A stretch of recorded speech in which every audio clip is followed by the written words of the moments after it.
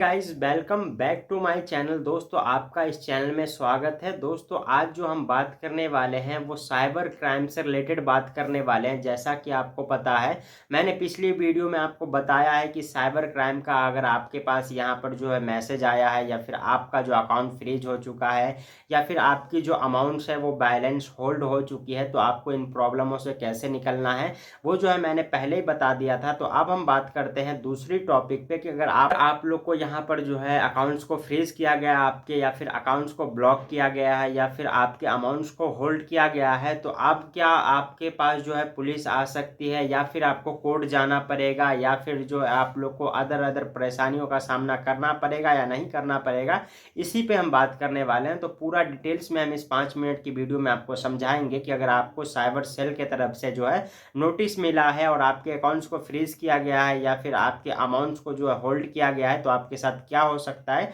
तो चलिए इस वीडियो को स्टार्ट करते हैं। अगर आपको वीडियो पसंद आए तो इस वीडियो को लाइक करके हमारे चैनल को सब्सक्राइब करके बेल आइकन को ऑल पे प्रेस करिएगा। चलिए इस वीडियो को स्टार्ट करते हैं। तो गाइस जैसा कि आपको पता है, अगर आप लोग यहाँ पर जो है एक्सेप्ट करते हो पेमेंट, या मान लो आपका कोई शॉप है उस पर QR कोड बना हुआ है, या फिर जो है आप लोग यहाँ पर फोन पे गूगल पे का इस्तेमाल किए हैं, या फिर आप लोग APS संचालक हैं, CSP संचालक हैं, किसी भी तरीके से आपके अकाउंट्स के अंदर जो है फ्रॉडेंटल एक्टिविटी वाला पैसा एंटर कर चुका है और आपके अकाउंट्स के अंदर फ्रॉडेंटल एक्टिविटी वाला पैसा आ चुका है, तो अब आपको यहाँ पर अगर आपका अकाउंट जो है वो फ्रीज कर दिया गया है या फिर आपके बैलेंस को होल्ड कर दिया गया है, तो आपको क्या करना है इसके बारे में तो मैं आपको कंप्लीट बता देता हूँ। तो 3 स्टेप मैं आपको बताता हूँ जिससे आप लोग जो है यहाँ पर फॉलो करके आप अपने जो है अनफ्रीज करवा सकते हो बैंक अकाउंट को। तो यहाँ पर जो है पहला जो स्टेप है दोस्तों, अगर आपका अकाउंट फ्रीज किया गया है या फिर आपका अमाउंट होल्ड किया गया है, तो आपको अपने बैंक में जाना है।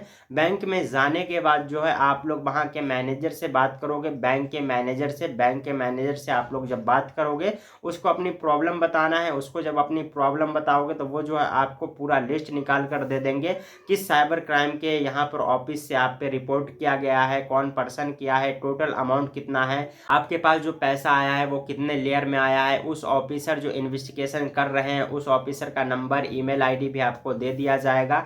एंड यहाँ पर बैंक वाले अगर आपका सपोर्ट नहीं करते, थोड़ा स्ट्रिक्ट हो कि उनसे बात करिएगा, तो आपको जो है वो दे देंगे। नहीं तो उसे कहिएगा सर एक पेपर पे लिख के दीजिए कि आप मेरी सहायता नहीं करिएगा, तो वो लोग ऐसा नहीं करेंगे। उसका काम होता है आपकी सहायता करना, तो आपका सहायता 100% करेंगे। तो आपको पहले बैंक जाना है, डिटेल्स और जानकारी इकट्ठा करनी है कि आपका जो फ्रॉड हुआ है या फिर आपका जो बैंक अकाउंट फ्रीज हुआ है या फिर आपका जो अमाउंट हुआ है होल्ड, वो जो है किस रीजन से हुआ है, कितने लेयर पे हुआ है। ठीक है, लेयर जो होता है ना, ये डिवाइड करता है आपके आने वाले पेमेंट्स को। जैसा कि मान लो फर्स्ट लेयर से आपको किसी पर्सन ने पैसा भेजा फ्रॉडेंटल एक्टिविटी वाला, फिर वो दूसरे के होके आप तक गुजरा है, तीसरे तक, चौथे तक, 5वें तक आपका नंबर है, तो उसे ही कहा जाता है यहाँ पर जो है लेयर। ठीक है, तो अगर आपका चौथा, 5वां, 6ठा लेयर में पैसा आया है आपके बैंक अकाउंट्स में, तो आपको ज्यादा घबराने की बात नहीं है। किसी अकाउंट होल्ड होना या फिर जो है अकाउंट्स फ्रीज होना ये बहुत ही आम बात हो चुकी है, इसमें कोई नया चीज नहीं है। आप पे कोई FIR नहीं होता है, बस इन्वेस्टिगेशन होती है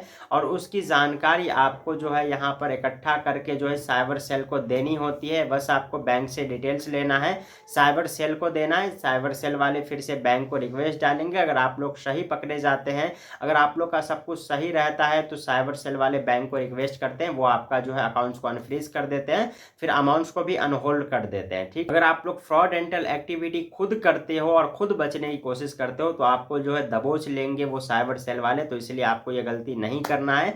एंड यहाँ पर जो है जाने अनजाने में कोई पैसा डाला है और वो कंप्लेन कर दिया है बैंक में जाकर, या फिर जो है अदर फ्रॉडेंटल एक्टिविटी वाला कंप्लेन कर दिया है, तो इससे रिलेटेड आपको परेशान होने की जरूरत नहीं है। आपको डायरेक्ट बैंक जाकर जो है जो जानकारी इकट्ठा करके साइबर सेल से मिलना है। साइबर सेल के डिपार्टमेंट के जो लोग हैं उनसे बात करके आप लोग अपनी प्रॉब्लम को सॉल्व करवा सकते हैं। और बहुत सारे लोगों का ये भी कहना है कि क्या हमारे घर पे पुलिस आएगी, तो बिल्कुल भी आपके घर पे पुलिस नहीं आएगी, क्योंकि ये जो है ये आपराधिक कोई मामला है नहीं। ठीक है, आप पे FIR नहीं किया गया है, तो पुलिस आपके घर पे आने का कोई सवाल ही नहीं पैदा होता है। अगर आपको यहाँ पर इतना डर है, तो आपको क्या करना है, बैंक जाकर जो नंबर मिलेगा उस पर कॉल करके खुद जो है कंफर्म कर लेना है। और साइबर सेल के जो लोग होते हैं वो कहेंगे कि सर आप जो है मेरे यहाँ पर आइए, मेरे ब्रांच पे आइए। वो जो है कहीं के भी हो सकते हैं ऑल ओवर इंडिया में, ये जरूरी नहीं कि आपके स्टेट के ही होंगे।